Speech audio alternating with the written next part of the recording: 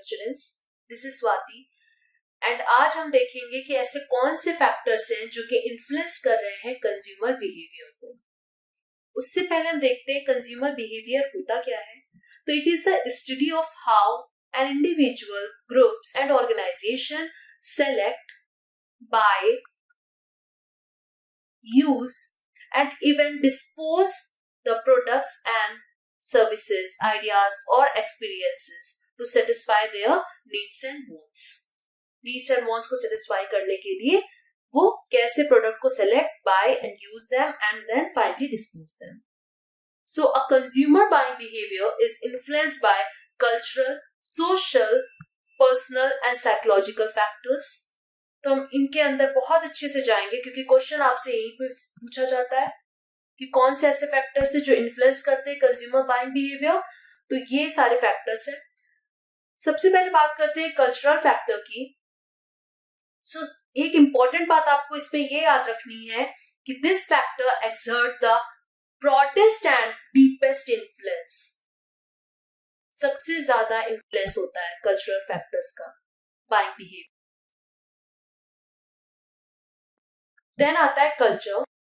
So according to the cultural values of each country determine होता है buying behavior of a person. Sub culture में every culture is consist of some small subculture that gives more specific identification. जो ये sub culture है it gives more specific identification. Identification of the members. जैसे हम बोल सकते हैं for example religions, geographic regions, ये सारे हमें स्पेसिफिक आइडेंटिफिकेशन प्रोवाइड करते हैं। तो ये आ गया हमारा सब कल्चर। देन आता है social class, like upper class, middle class and lower class. So relatively homogeneous and enduring divisions in a society, members who have share similar values, interests and behavior और buying capacity। तो उस तरीके से social class को हम देख सकते हैं। As social class members show distinct product and brand preferences for so many areas like clothing, automobiles, etc. इनमें इनके differences अलग अलग होते हैं। तो अपने preferences, अपनी purchasing power की, अपनी buying capacity के according यहाँ पे वो purchase करते हैं। नेक्स्ट है हमारा सोशल फैक्टर।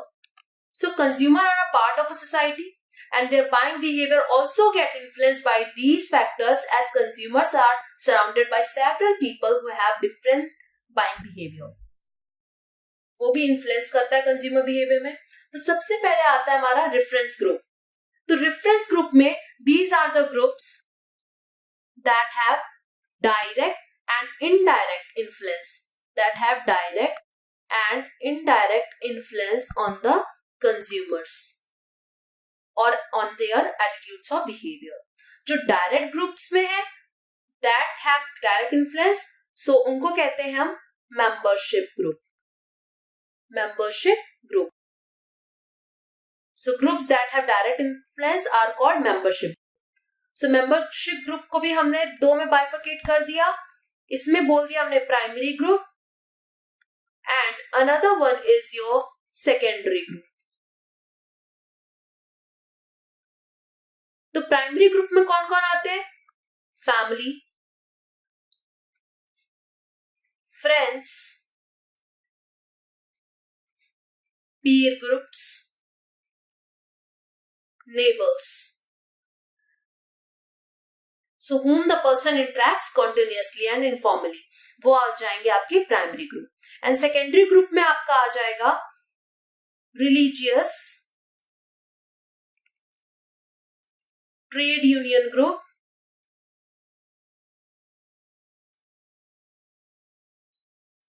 और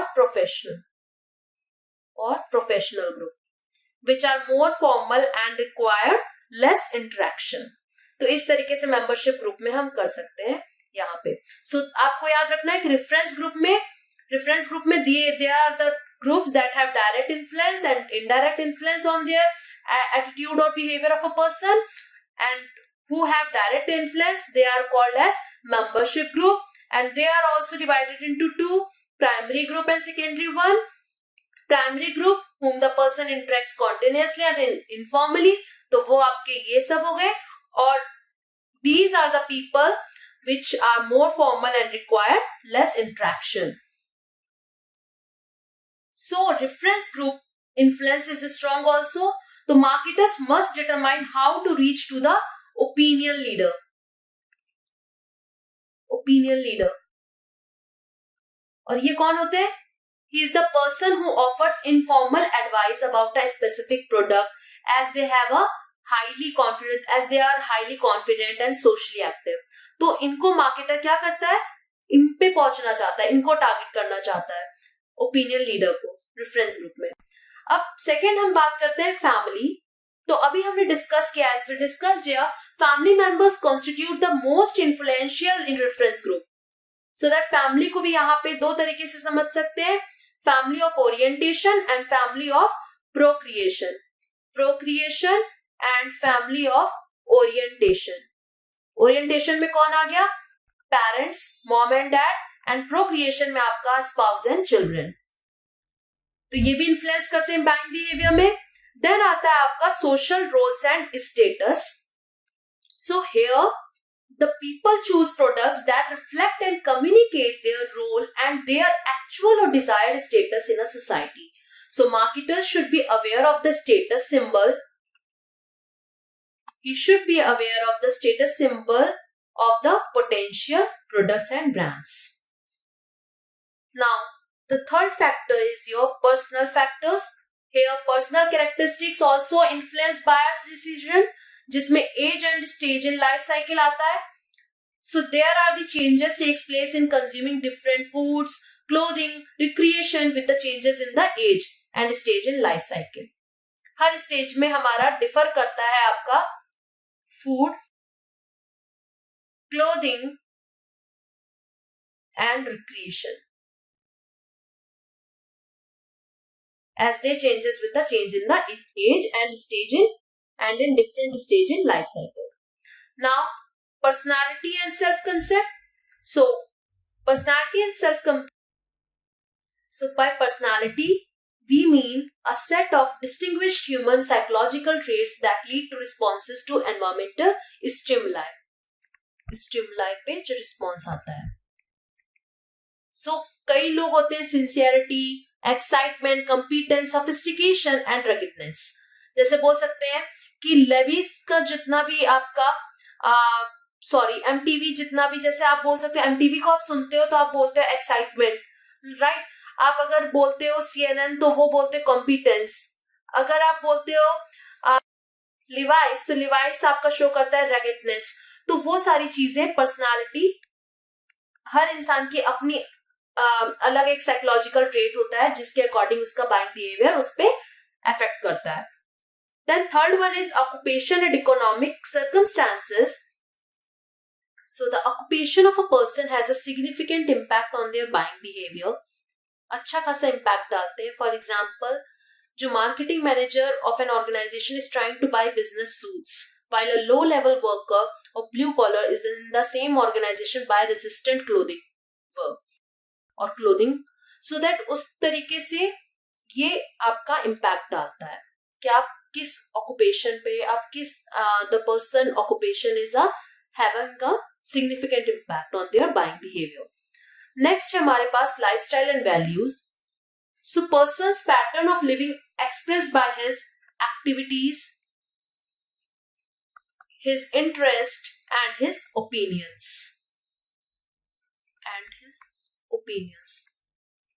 तो वो अपने लाइफस्टाइल के अकॉर्डिंग अपनी बाइंग बिहेवियर बना लेगा.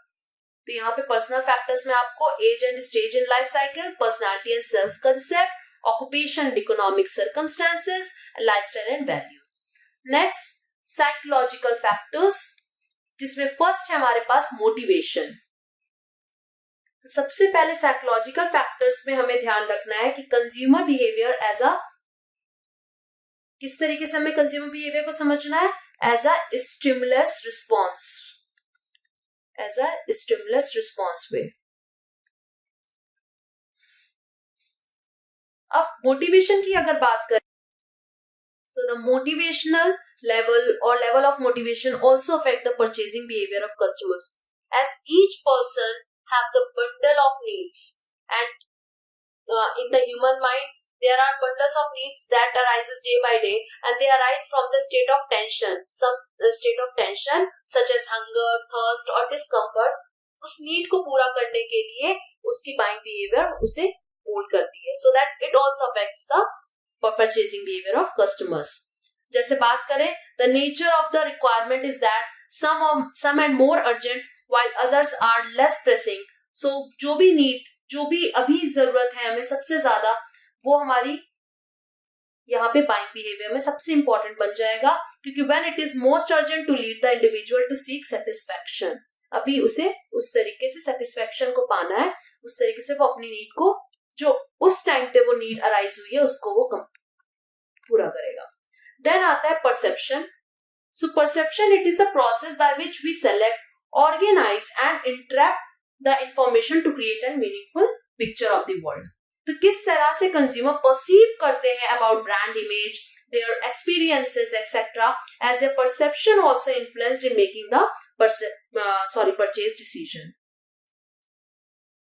Now, learning. तो learning में यहाँ पे as it induces changes in behavior of a person.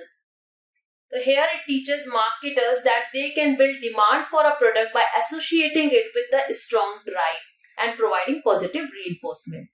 किसी एक ड्राइव के साथ उसको एसोसिएट कर दो अपने प्रोडक्ट को, सो दैट उसकी डिमांड क्या हो जाएगी, बढ़ेगी, because learning induces changes in behaviour of a person. Now emotions, जैसे लर्निंग में आप एग्जांपल भी एक ले सकते हो कि दाग अच्छे हैं, राइट? तो आपने एक स्ट्रॉन्ग ड्राइव को, आपने एक मैसेज को या उस तरीके से आपने उसको एसोसिएट कर दिया प्रोडक्ट के साथ, तो वो लोगों को याद रह जाएगा लंबे टाइम तक. देन आता है आपका इमोशंस. तो consumer response is not all the time is rational but also emotional as well. So marketers should offer that brands that makes consumer proud, they feel excitement and confident about the product they have chosen. And now memory. तो memory में दो तरीके की memory है, short term memory and long term memory. So short term memory क्या होती है, temporary one, and long term memory is the permanent one. So marketers should provide the product that have some uniqueness in it, so it retain for long time in a memory. इस तरीके से psychological factors, जब motivation, जब कोई सी चीज की need arise होती है, तब हम कस्टमर अपनी सेटिस्फेक्शन को फुलफिल करने के लिए उसको परचेज करता है. That also affects the buying behaviour. तो motivation is also becomes the factor, most important factor, जिसे हम कहेंगे साइकोलॉजिकल फैक्टर्स. परसेप्शन की बात करें तो यहाँ पे किस तरीके से आप कंज्यूमर परसीव करता है प्रोडक्ट के या ब्रांड इमेज की, या जो एक्सपीरियंसेस उसने उस ब्रांड से लिया है, उस तरीके से वो भी अफेक्ट करेगा.